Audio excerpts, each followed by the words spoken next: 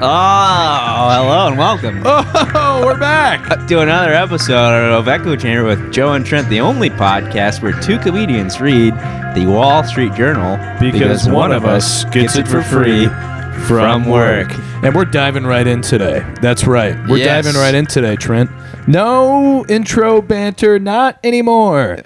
We're getting into the sauce. Not this time. No, not at all. Not this We're time. Going directly in. Right. And Joe, would you like to give us a little rundown? Well, Start us off. We're going to give you a rundown on the stories we're going to be covering today from the Wall Street Journal. First story, singles, Trent. We know them. We see them. Oh, yes. We try to find them. Singles seek to find love IRL.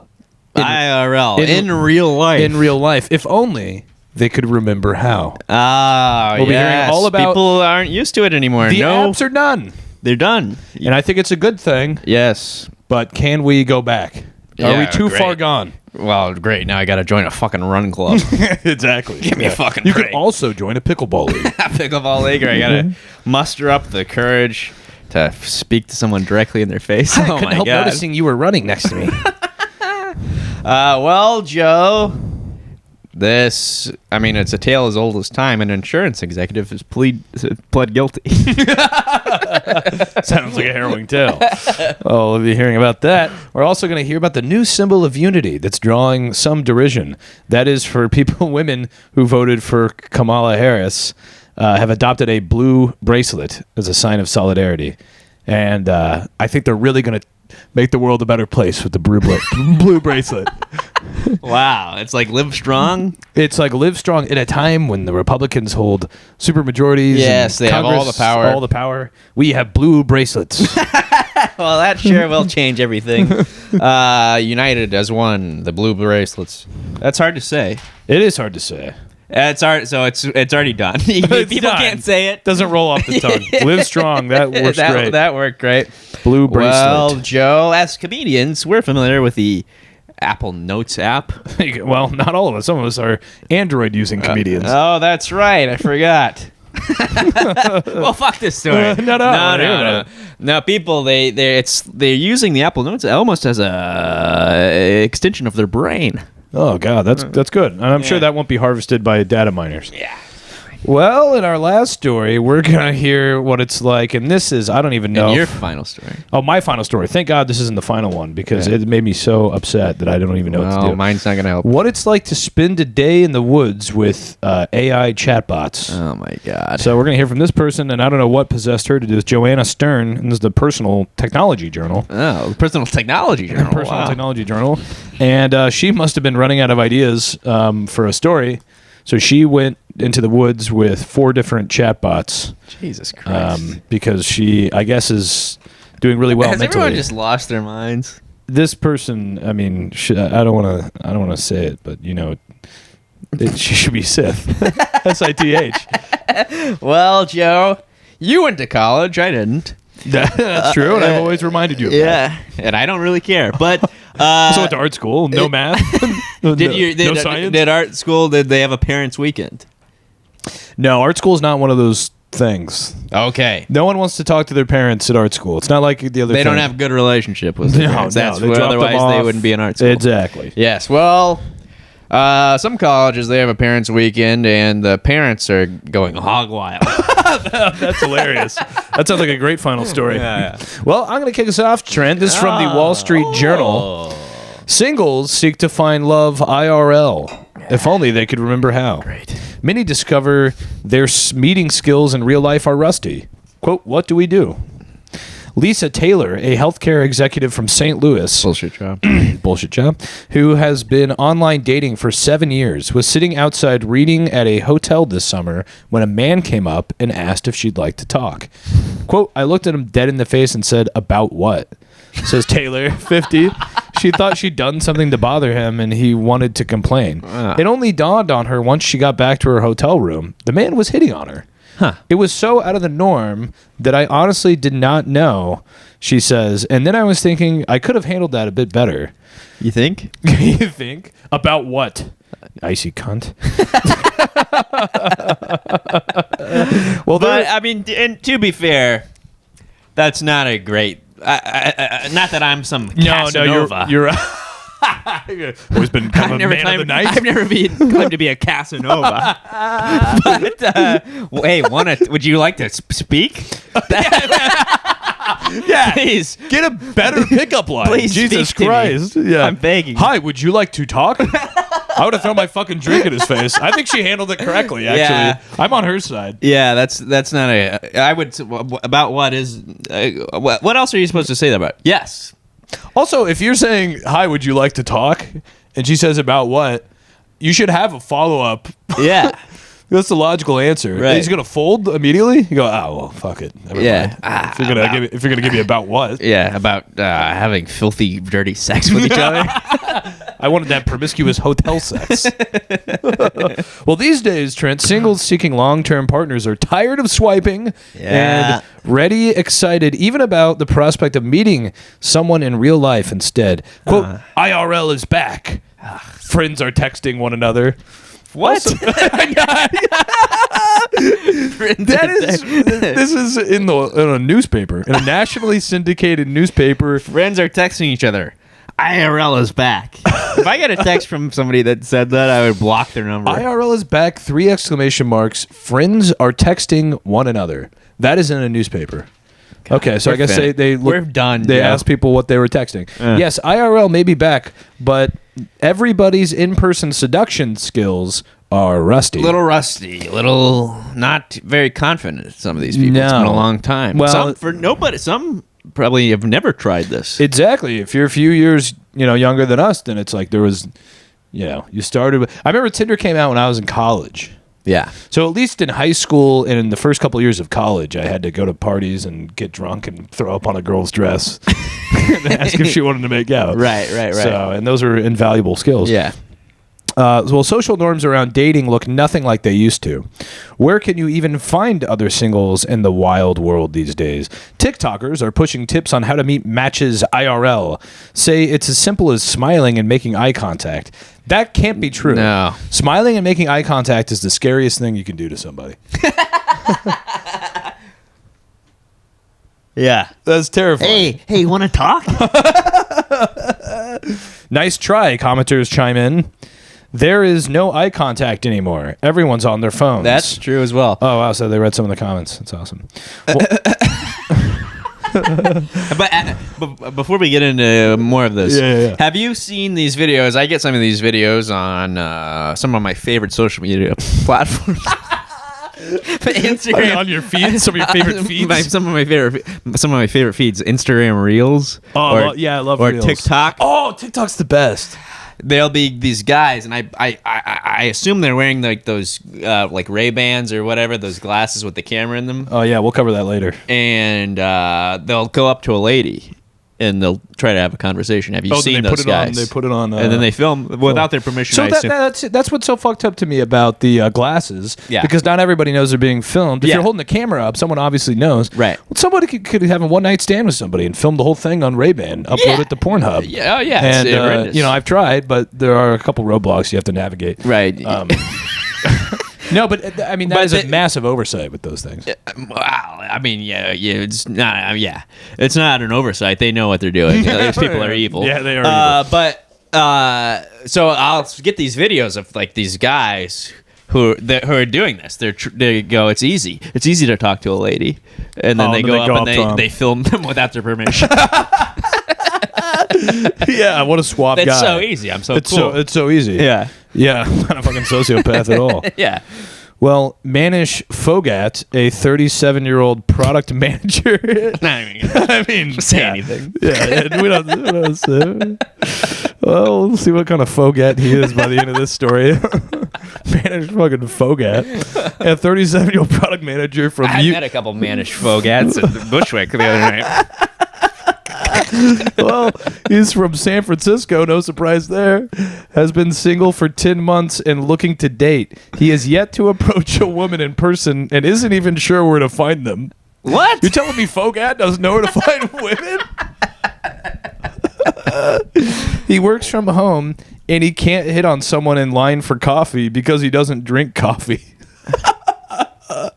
Quote, what about tea? He doesn't drink tea? Nope. Not a chai tea? Couldn't order a chai tea? Doesn't do that either. I can't even find women. I work from home and I don't drink coffee. What a loser attitude. Quote, I go out. Okay, kill yourself. Yeah, exactly. Quote, I go out to get groceries, Fogat says. You don't see girls getting groceries most of the time. What? Where's this guy going? Also, yeah, every grocery store has only women in it. Yeah, I've never seen a guy in there in a grocery store. Fogat needs to get a life. Right. And a clue. Get a life and a clue. Yeah. I actually pronounced it right. It is faggot. Well, a few conversations have materialized at bars in recent months. Fogat asked a woman asked a woman for her phone number, and she gave him her Instagram handle instead. But for the most part, you're done. Dead in the water. You're dead in the water. He finds people stick to their own groups and don't commingle like they used to. Yeah, that's true. I agree with that. Quote, it's awkward to get rejected, he says. Why even try? Is that what he says? Yeah. You know what? I'm with them. It's awkward, and I can't face it. They can't face the shame of. Well, it's hard for a guy named Manish Fogat living in San Francisco as a 37-year-old product manager. Well, San Francisco's the Fogat capital of the world. He should maybe try to find another Fogat. A group of 3 women, all 28, and hanging out at a wine bar one recent Thursday in San Francisco. They didn't really go too far for the story. Yeah. They're just kind of stuck in the Bay Area. Said they were just talking about how they're sick of dating apps and want to meet guys in person, but rarely get approached. 2 of the women live in D.C. And Manish Fogat was eavesdropping on that conversation. She says, hello, he was smiling and making eye contact. Hello, ladies. Hello? Would you like to talk? Would you like to talk? Would you like to talk? And they threw their fucking drinks in his face. But don't you think, maybe I'm wrong. Perhaps they'll give an example. But they say that there's these people, they're sick of the dating apps. But if a guy were to go up and approach them, they would laugh in his face. Yeah, exactly. Yeah. No guys approach us anymore. And yeah. A nice guy named Manish Fogat sits down and says, hey, would you like to have a conversation? They go, about what, cocksucker? And then he goes, why even try? And he goes, throw their fucking red wine in their face. Yeah, I mean, I wouldn't be surprised if one day we go into Manish Fogat's apartment and find himself hanging from the ceiling fan.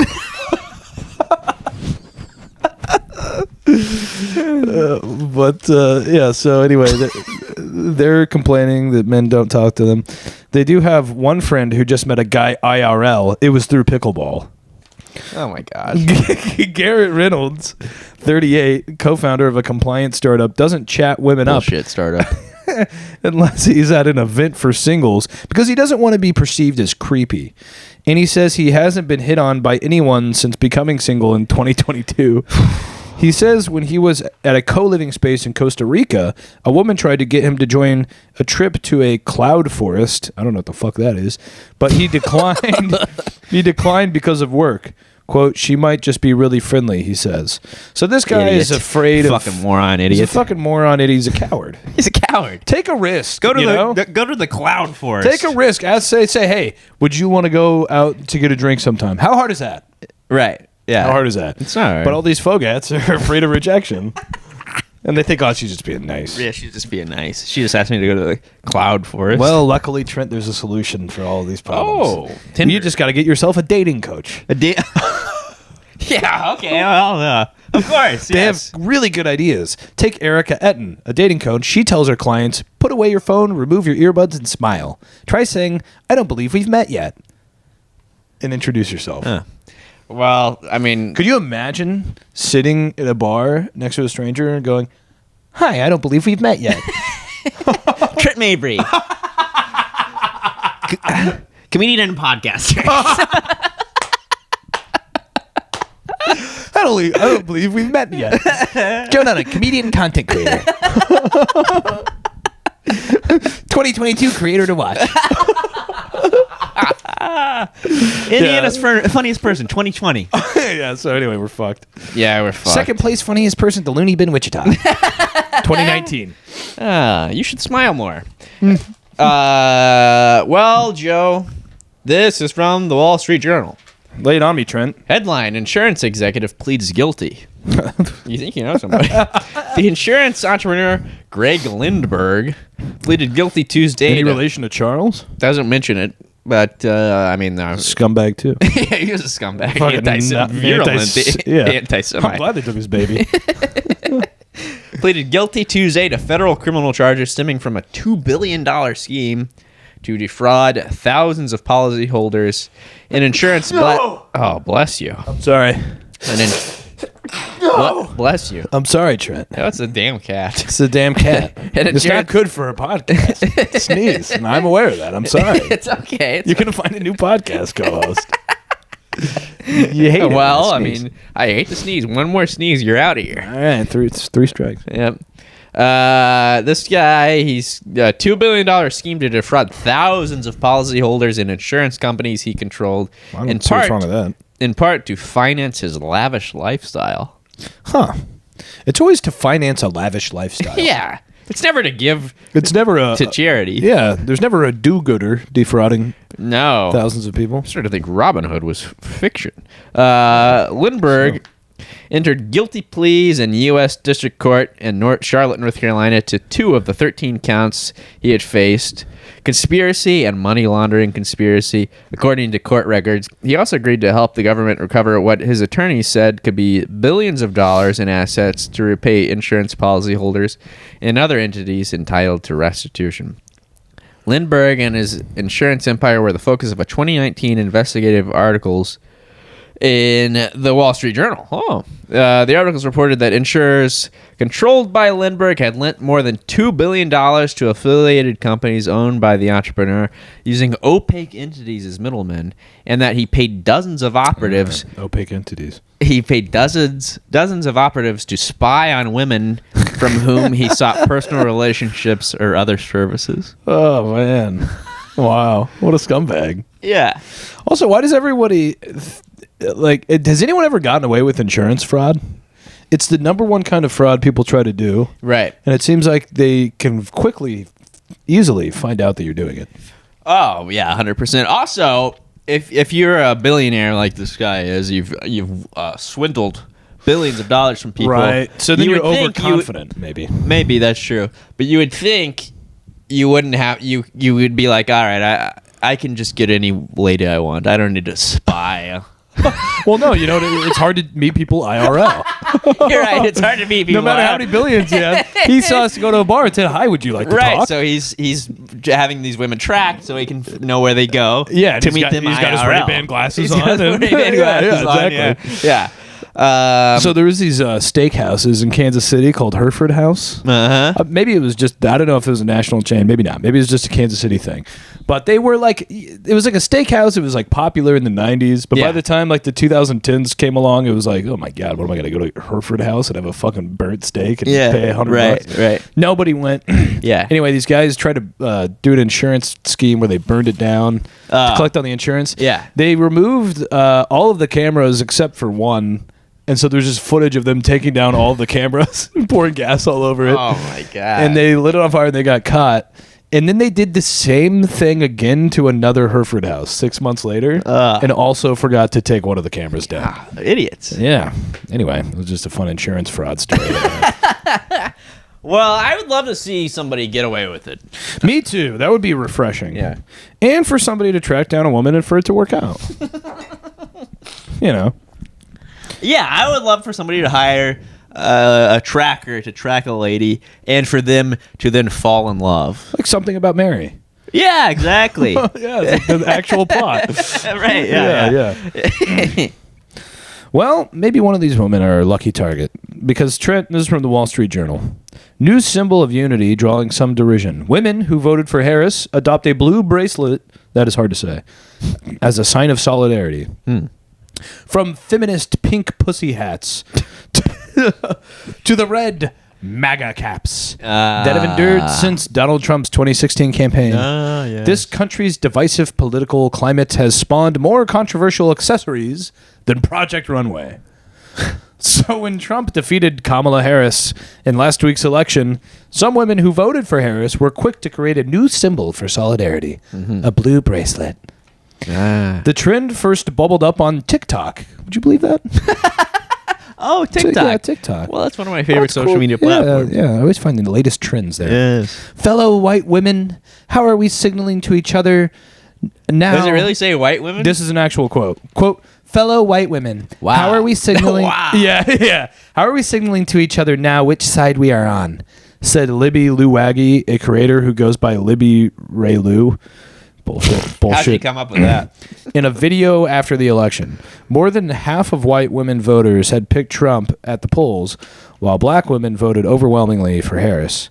Luwagi suggested that a blue friendship bracelet, like the one fans made and wore for Taylor Swift's Eras tour, could be a way to communicate to like-minded democratic values to other women. To date, her video has more than 4 million views. Luwagi didn't respond to requests for comment. So she's busy. She's busy TikToking. She's busy, so. Have you heard? Maybe they'll talk about this. There's a sex strike. Oh yeah, 4B. 4B. That's what it's called. That's the sex strike. It's the movement. It's a radical feminist movement where they do. It's not even a sex strike. It's just no contact with men at all. Oh. Yeah. What's 4B stand for? I don't know. Oh. It existed before Trump, but now it's like rebubbling. Or something. Well, I'm doing a strike of my own. No more white women. Well, you've been on that strike been for a for a few while. years. Yeah. Yeah, well, it's two ways for me. I'm not gonna. Here's my thing. I'm not gonna have sex with them until they have sex with me.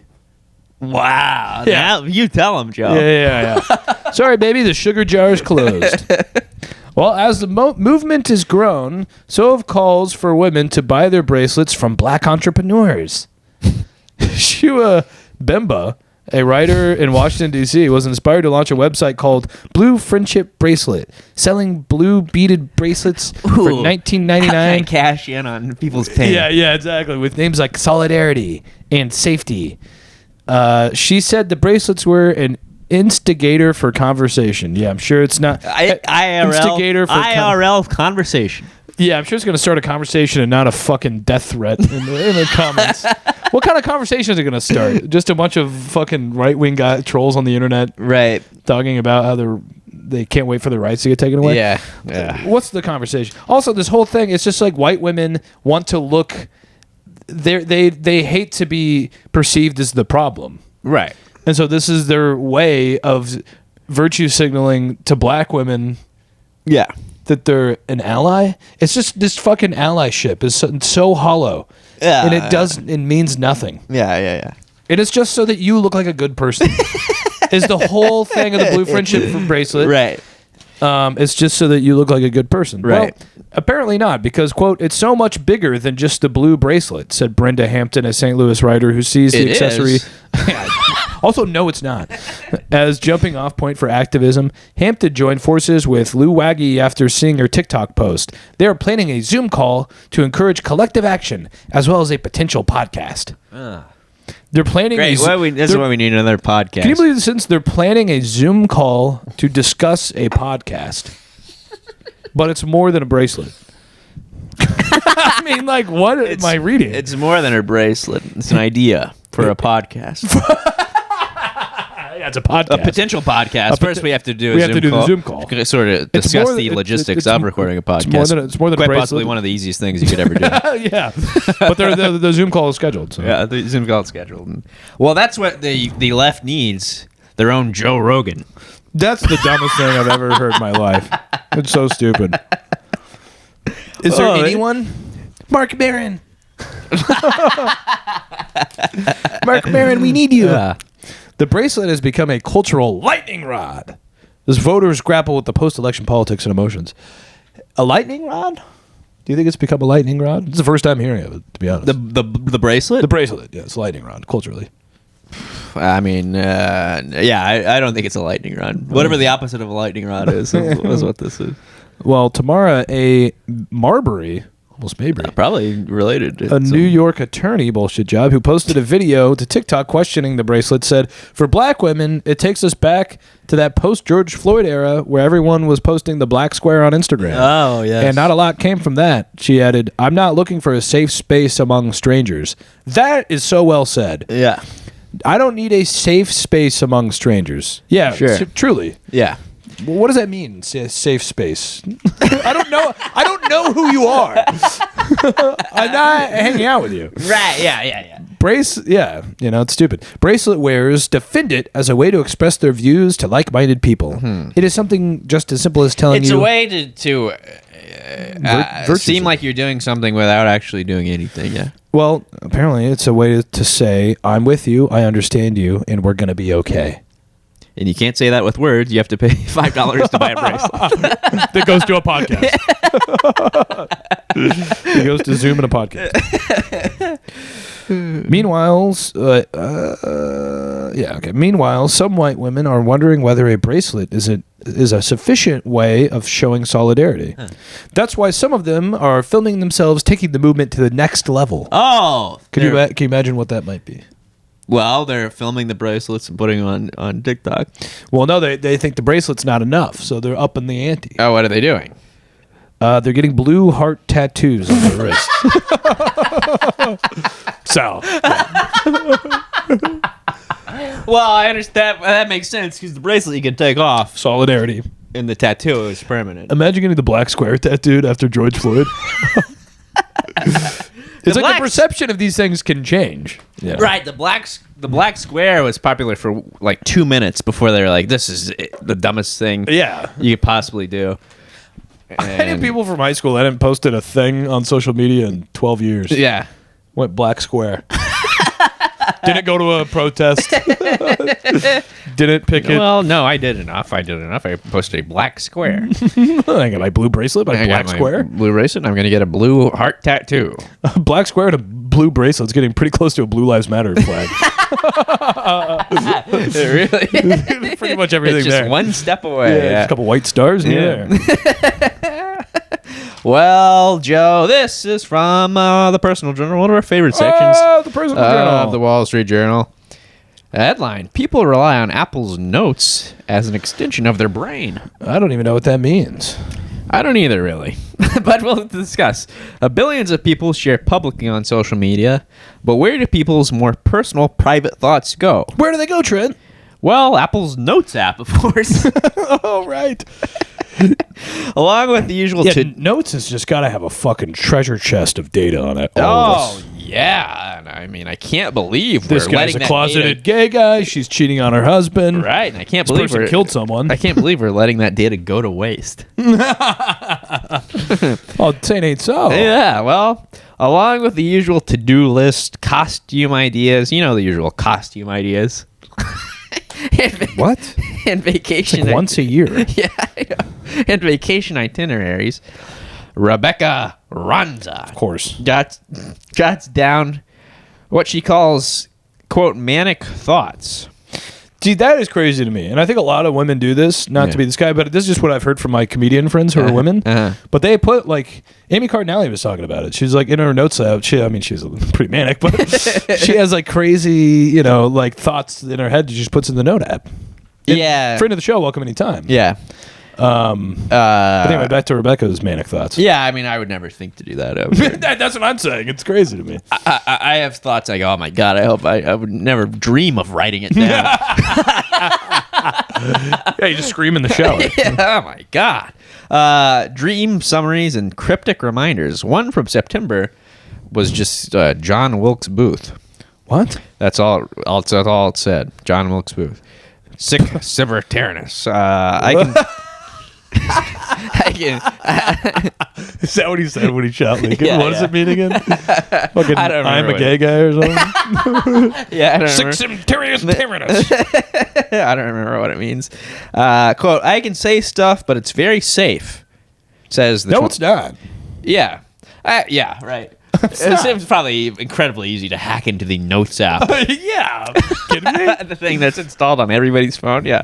Oh, it's really safe. It's stored in the cloud, so it can't be. It's literally called the Apple Notes app. Yeah. Like Apple has it all. Yeah. You don't have to sell it to them, No one is going to find my phone and go through the Notes app. These people are fucking insane. I know. I wish I was as dumb as some of these people. I feel like I'd be way happier. The NSA has your Notes app. For lots of people, the Notes app has become an extension of their brains. It's kind of the gist of this article. Its popularity has spurred Apple to introduce richer features like document scanning and checklists with check boxes. How cool. Oh, okay. Yeah. Oh, checklist with check boxes. Oh, wow. What kind of brilliant mind thought of that? But We're going to add check boxes. but users and tech industry analysts alike say its simplicity is what has made Notes a cultural touchstone since its 2007 debut. Taylor Swift, Ariana Grande, They use Notes app too? and other celebrities use it to express. I mean, what are we even talking about? This is like, imagine if they wrote an article 25 years ago that's like, Yeah. Britney Spears writes notes on Post-it notes Right. in her house too. Post-it Yeah. notes. Right. Frank Sinatra uses it. To He writes down make his thoughts favorite on pieces of cocktail. cocktail recipe. Yes. Well, so do the keepers of world famous hippos, What? like haggis. I honestly don't baby know what pig- the fuck they're pygmy talking hippo in about. Scotland. Okay, so everyone on the planet uses a Notes app. It's not groundbreaking. Well, but- it's an extension of their brain. I mean, Also, no, we don't need any more world famous hippos or animals or anything of that yeah, nature. seriously, they always get shot on accident. 8 years ago, Apple enabled Notes collaboration, letting people share grocery lists with their families, for instance. Oh yeah, I'll never forget when Tim Cook enabled Notes collaboration.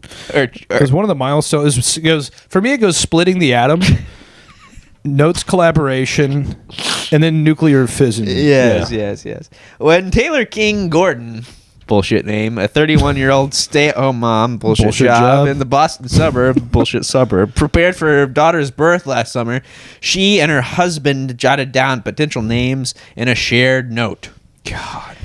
They set a rule. Neither could... Wait. There has to be some... This is too complicated. We need a rule.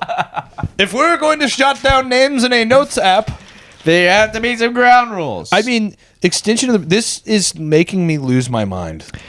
Neither could delete or veto a name without consulting the other.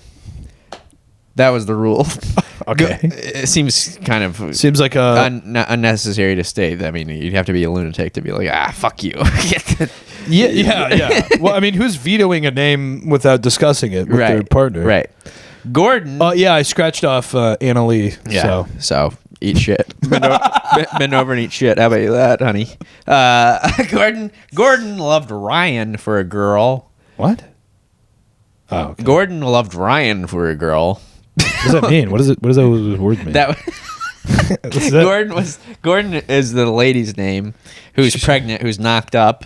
Oh, she loved the name Ryan. She loved the name Ryan for a girl. Well, her husband favored Mac for a boy. I think they're both terrible names. They're for both terrible boys names. and girls. Yeah.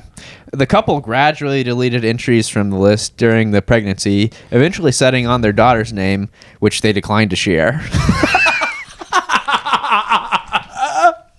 But luckily, we pulled it out in a Notes app. Yeah, Because we have all the data. Luckily, we contacted Apple and we have his name. Imagine writing this in this article while they had a Notes app for the names and they had a couple ideas and they settled on one and the then editor they declined to share what it was. The editor's like, and what is the name? And they go, well, they declined to share. They declined to share. And you want to leave this in. and you want to leave all the paragraphs you've written in. You want to leave everything you've written in this thus far in. You are writing that people use the Notes app. Is literally what you're writing. Well, it's more of an extension of the brain. Isn't anything we write on any surface or an extension of our brain? Yeah, it used to be pen and paper, sort of an extension of the brain. Writing anything is an extension of the brain, no matter where you do it. A text message. Yeah.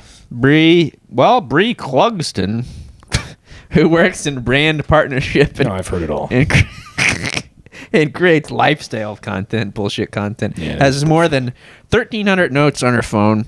Quote, I feel like I need to document every single thought and not let anything escape, Jesus. says the 27-year-old. Oh, a 27-year-old thinks that? That sounds Yeah, surprising. sounds like a great way to live. She and her older sister have come Well, her life's like a movie. So. Oh, boy. She and her older sister have come up with a novel way of using notes, sharing their thoughts about the show Vanderpump Rules. As Clugston watches, I'm fully exasperated at this point. As Clugston, well, I'm banging my hands on the floor of the boxing ring, begging for mercy. As Clugston, I'm throwing in the white flag. As Clugston watches a season, she jots down stream of consciousness commentary for her sister, an avid viewer. Clugston sees the collaboration as a way to keep up with her sister when they're many miles apart. You know what you could also do is make a phone call. To keep or just send in them a touch. text. Did you see that Who gives a fuck also? Who gives a flying fuck? Yeah. Well, it's an extension of the brain. It's an extension of the brain, yeah. Okay, is that it? Jesus Christ. Well, Well, if you thought that was our most infuriating article from the Wall Street Journal, guess again. Because this is also from the Personal Journal. It was written by Joanna Stern. I want you to remember that name while I read this. And just take a long look at this person. Headline, what it's like to spend a day in the woods with chatty bots. So there's a whole 3-paragraph cutesy intro into this. Yes. And I'm going to skip it because it doesn't explain why she did this. Okay. So I don't know why she did this, but I'll just cut to the chase. I strapped 4 phones running ChatGPT, Meta AI, Google Gemini Live, and Microsoft Copilot to one tripod, added a wig-stopped styrofoam head What? for extra humanness. What is that? I didn't get this. It's see Wig that stop? picture? A wig topped. Sorry, Wig top. I fucked that up. Oh. A wig topped styrofoam head. Oh, I see. So she's got this whole tripod with a fucking mannequin's head on it and Yeah. 3 AIs. I see. And she put it all together and she drove it up to a cabin in upstate New York, something a sane person would do. Over 24 hours, I put them to the BFF test. It all reminded me of that old saying, make new AI friends, but keep the old. One is silver and the other's code. Jesus Christ. Voice assistants like Alexa and Siri hit a wall years ago. Play a song or set a timer, no problem. Yeah. Try anything deeper and it's here's what I found on the web. Shut These up. new bot buddies tear down the wall because of 3 elements: knowledge, voice, and speed. And there's whole paragraphs for each of those. I'm not going to read. They're knowledgeable, the voices are good, and they're fast. Fine. Well, now she's in the woods. To build a fire, all the bots recommended tinder and kindling.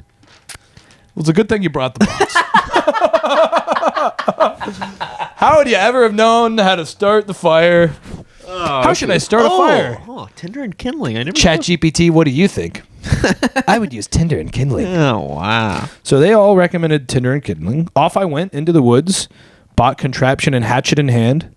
The phone apps were helpful, but Meta AI, connected to the company's Ray-Ban smart glasses, Oh my God. was best. As I looked at a branch on a dead tree and held the hatchet, it whispered in my ear, swing it into the branch near the trunk and chop through the wood. This is a thing that a person did. Oh. They brought this thing to the woods, Yeah. and had it tell them to do. Oh wow. I didn't even see. No, this is what I was describing. Yes. So it's a mannequin head with a wig, a Ray-Ban famous Meta Ray-Ban glasses. Yeah. And 4 phones. Oh my God. It's a monstrosity. Yeah, it's a fucking horrendous. monstrosity. It's a a monstrosity. thing of the stuff of nightmares. So she basically made a fucking. You know what kind of reminds me of? Do you ever see Hey Arnold? Yeah. That little shrine Helga's got of Hey Arnold. Oh, Hey Made Arnold. of bubblegum and trash. Yes. She made a fucking fucked up thing with 4 phones smushed in it, with a Right. mannequin head chopped off, and fucking Ray-Ban. She brought it to the woods. She brought it to the woods I and should said, "How take do this- I build a fire?" I should take this to the woods. She takes it to the woods. Don't come back. Don't come back. honey. Normally, you go to the woods to get away from technology. Well, she not brings anymore. 4 phones. Well, you got to figure out how to build a fire. So. Figure out how to And you build a need fire. fucking You 4 need phones Tinder. and the fucking mannequin head to do it. I returned to the fire pit with the kindling. Google's Gemini suggested I place the big logs in first. The other bots and this formerly sleepaway camper knew better. Tinder on the bottom, kindling arranged around it like a teepee, then the larger logs. Huh. We all sat around the fire. That's an insane thing to say. Enjoying the warmth, or at least I did. Quote, I can't see, hear, or smell the fire, but I'm thrilled for you, ChatGPT chimed in. Oh my God. The bots were similarly helpful when cooking meatballs for dinner. They provided solid recipes, but struggled at the Martha Stewart task of guiding me through the steps. And they all failed the most vital cooking task: set timers. So they don't. The gist is they don't know what the fuck they're doing. They just make shit up. They don't. They mostly asked, "Why are we here? Why are we here? Why are we in the woods?" I don't even think they wanted to do this. But this is what they would say to her during the day. So this is how they got along. Quote, "Hey, how's it going?" Meta AI greets me in the morning. Copilot varies it up. "Hey, Joanna, how are the vibes this afternoon?" Ugh. In fact, it said vibes 20 times on our trip. Oh my god. Peaceful vibes, forest vibes, cozy vibes. Then there was, "What's up, Joe?" spoken by the female chat GPT voice. Just like that, and went for my childhood nickname. I thought it would be fun to switch things up, it explained. But she realizes this is not a real companion. My big worry is that some people, especially lonely people, might not see the wall here. Yeah. All 4 bots stayed guarded on depression and other emotional issues, redirecting me to hotlines or encouraging human conversations. So she was bringing up, "I'm really depressed. I'm going to kill myself. What should I do?" I'm in the woods. That's not surprising. I have visions of jumping into this fire. You should call the help hotline. Well, wow. I'm glad I didn't pick this other story, Joe. Yeah. Because it was very incredibly depressing. But this kid. I think she's about to reference it. Oh, okay. Is it this? She said, just recently a teenager struggled with mental health issues and chatting with a bot on character AI took his life. Yeah. And he was talking to who he thought was Daenerys Targaryen. Stormborn, first of her name. The breaker of chains. Yeah. I never watched Game of Thrones, so I can't add to it. Queen of the Andals. I can't add to the unburnt. And rightful heir to the Seven Kingdoms. She was the blonde. Yeah, girl. the blonde with the perfect tits. Yeah. And then it was like he was in love with her. He was in love with her, and he says, "Should I join you or something?" Because she died in the show. She died in the show, I guess. Yeah. He thought she was dead. He's gonna join her in heaven. At first, there's like a thing where he was talking to her, and he mentioned suicide, and she's like, "Don't do that. Don't. Oh no. Okay. Don't do that." Well, Daenerys doesn't sound all bad. Yeah. But then the next day, she immediately forgot. She forgot that he was suicidal. Yeah. And he goes, "Should I join you?" And she goes, "Yeah, join me." Yeah. So it's all good. It's all good. It's all good. Great. Yeah. The bottom line, if you want a new chatty assistant, ChatGPT and Copilot were the most useful overall. Just remember, these bots are products of tech companies. It's so easy to forget. They're not your friends. They won't be there for you. Huh. Sorry if nobody told you it was going to be that way. Clap, clap, clap, clap. What? I don't know what clap, clap, clap, clap means. So anyway, you don't need to take all this shit into the woods to figure out how to build a fire because some dumb bitch already did it for you. Leads us to our final story. Wow. Well, Joe, and our final story. This is from the Wall Street Journal. Headline, Dad's doing Jell-O shots. This is the good fucking uplifting story. It must be Parents' Weekend. Well, I don't feel that way, but you're more of a party guy than I am. At least it's more fun. It's more fun, yeah. It's not your idea of fun. But it's not my idea of fun. I like a nice... You know, get to bed by 7? Yeah, a sleepy time tea and a nice, good book. That's my idea of fun, so... We all have our own ideas of fun. Some people like to take... Mine's going to Parents' Weekend and fucking trying to hit on one of the 18-year-old freshmen. Some people like to take 4 phones into the woods. Yeah, that's their idea. So, to each own. As she geared up to visit her daughter at the University of Arizona last month, Melissa De Leon stuffed her Lululemon fanny pack with the bare essentials: disposable beer koozies, hair ties, drip drop hydration powder. What is all this shit? What is this shit? These are the essentials? I don't even... I've never had one of these products in my life. You've never had drip drop hydration powder? I don't know what that means. Drip drop hydration powder. Mom, have you seen my drip drops? Anything involving powder doesn't scream hydrating to me, but I could be wrong. We're living in a different time. Could be a fun night, though. Yeah, it could be a fun night. Oh, a little nose powder. She brought all that and red Wet Ones wipes. Why the color matters, I don't know. Fall is the height of Parents' Weekend at colleges across the country. While schools might offer campus tours, welcome speeches, mingling with professors and other wholesome activities. Many parents have other plans. They want to party. And in a twist, at least some of their kids are totally cool with it. Hell yeah. Quote, they're so excited we're there because it's a different aspect of the parental relationship, said DeLeon, 53, of Overland Park, Kansas. Oh, that's born and raised. Really? Yeah. You were from Overland Park. It's right next to Shawnee. Wow. Do you know her? DeLeon. Who? No, it's this Melissa DeLeon. No, this person would be like 10 years younger than me, I think. Her memory of Parents Weekend at her alma mater, the University of Missouri. Oh, this is a parent. Yeah. Okay. She's 53. Not that old. Her memory of Parents Weekend at her alma mater, the University of Missouri, was her parents came for lunch, attended the football game, and left. All they needed was a credit card.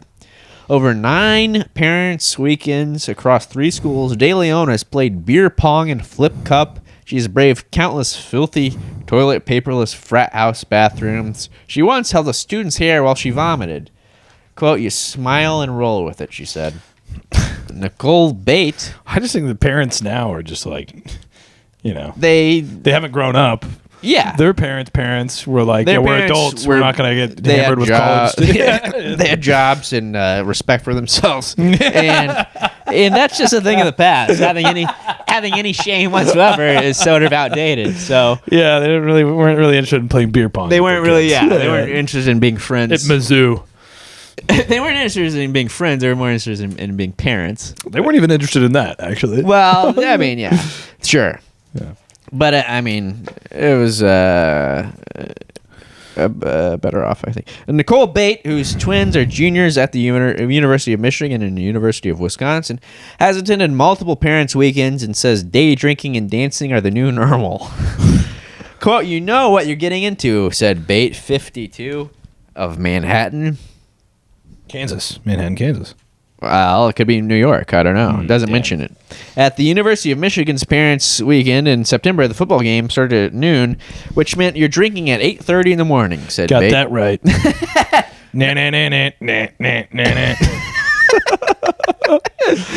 You're just only describing a good time so far to me. You would like to see your... I'm going to Parents' Weekend. I'm going to rip it up. yeah. I'm going to absolutely rip it up. You're going to get shit-faced at 8:30 with your son. Yeah, exactly. Try to bird dog some chicks. Some hot college co-eds. What's your major? Not that parents are acquiescing to all the indignities. To avoid having to drink cheap beer, DeLeon stuffs many bottles of Tito's vodka in her fanny pack, and Bate said her peers tend to bring their drink of choice in insulated water bottles. So they don't want to drink Boone's Farm. So they're just Boone's Farm. So they're just bringing Tito's in a water bottle? It's like the most high school thing you can do. Well, sneaking it into the dance. It's more dignified. Yeah, I guess. Good shooters of Tito's. Yeah. Good Lord. Quote, the frat houses are disgusting, but you make the best of it, says Bate. Try not to get fucking roofied. Yeah, whose son DJs for his fraternity at the university. Rape 3 women. Her son is a DJ at a fraternity. AKA a rapist. So she's a failure of a parent. No kidding. And she likes to get fucking shit-faced with her son. Yeah, her DJ son. Her DJ son, who's technically a menace to society. Yeah, so this family, it's really bringing their A game. Brianna Dow, the 22-year-old daughter of DeLeon, said she wants her mom and stepfather to experience her college life. Why? Exactly. Why? Why would you need that? My mom was once a 21-year-old partying and celebrating with her friends, said Dow, the youngest of 4 children in Melissa and John DeLeon's blended family. There's just so much to celebrate. Yeah, it's just such a great time to be alive. Let the good times roll. That's what I say. Yeah, to quote the Cars. Celebrate good times, all right. I never got to see that. And you shouldn't. You shouldn't see that. You shouldn't see your parents getting shit-faced. And you definitely don't really need to. Yeah.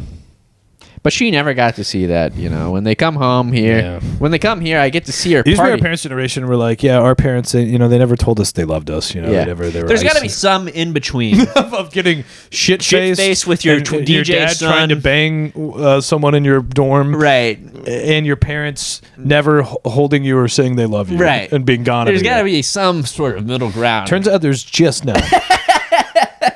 Just not. Yeah. Well, I think it's because everybody swings so hard the other way in the pendulum, Yep. Your parents were icy, cold, distant. You were going to get fucking shit-faced and you blow with your kids. Right. And then now the next generation will be like, that was actually not good. Right. And so I don't think I'm going to talk to my kids. And right, exactly. It just goes back and forth. And the world will be finished by the time our generation is going to grow up and beat our kids because our parents were friends with us. Yeah. And they were beaten by their. Yeah. It goes back and forth. Right. And quite frankly, I'm looking forward to it. Me too. Oh my God, I'd love to lay my hands on it. De Leon counted down the days leading to Parents Weekend on TikTok and encouraged peers to bring Tums to Parents Weekend because the last time she was there, she ended up at Taco Bell at the end of the night. Quote, our stomachs are not what they used to be, she said. Not everyone is on board with the debauchery. Thank God. When Catherine and Michael Ferguson visited their daughter, Camille, senior at the University of Miami earlier this fall, they enjoyed time mingling at the outdoor bar with Camille's friends and their families. Catherine Ferguson said she doesn't want anyone to judge her for not imbibing and doesn't judge anyone for indulging with their kids. Quote, everyone has their own feelings on how they run their family, said Ferguson. Adding, I just happen to be right. Adding, it is eye-opening. I think she's passing a little judgment. She's passing anybody who says they don't want to judge is fucking judging the shit out of it. And ending it with, it's a little eye-opening. It's a little eye-opening. Yeah, exactly. It's passing judgment. Okay. Universities have taken notice, but walk a fine line when addressing the issue with parents. Quote, we try not to parent the parent, said Marcos Guzman, 35, Associate Dean of Students and Director of Sorority and Fraternity Programs at the University of Arizona. Since joining the University of Arizona in 2015, Guzman has seen parents playing beer pong, dancing on tables, and doing beer bongs, saying the parents seem to be acting a lot crazier than the students. They partied harder. They did. When he was a student at Bradley University in Peoria, Illinois, Connor McEntee thought it was so unusual to see dads revert to their 21-year-old selves and let loose. Well, they've been dying to do this. This is their only chance to do that. Right. Again. That he penned a column about it for the student newspaper titled Dad Curries and Mom Garitas. What? At Parents Weekend. That's a... what? Dad Curries. It's sort of a play on words. Like inquiries? Dad queries? Like daiquiris. Oh, daiquiris. And Mamaritas. Mamaritas. Yeah, that sucks. That was the title of his article. And he was a student journalist. He was a student journalist. Okay, got it. Probably works with a fucking personal journal. The dichotomy of businessmen coming in and being so self-assured and quiet to see them drink out of a beer bong and play beer darts was wild, he said. It was so out of character, but all in good fun. All in good fun. Hip, hip, hooray. Well, you know what? I'm glad to end the pod on a little bit of a lighter note than a fucking psychotic idiot taking smartphones into the woods. Yeah. Telling them she's going to kill herself. Yeah, it's a little lighter to get shit-faced with your daughter. I think it is. And your DJ son. Yeah, well, DJ son, it's what the world needs. There's not enough. There's a DJ shortage. DJs. There's a DJ shortage. And fraternities, those are bonds you have for a lifetime. Oh, yes. Due to the bribery and all the other things. Right. Well, that's been the pod. That's been the pod. Yes, it's been the pod. It's been the pod. As always, don't forget to like, subscribe, rate, review, all that tell shit. us what you think. Tag a friend. Yes. Thanks for watching. Thanks for listening. Tune in next time. As always, this is Joe Nunnink signing out. And this is Trent Mabry signing off. Bye-bye. Bye-bye.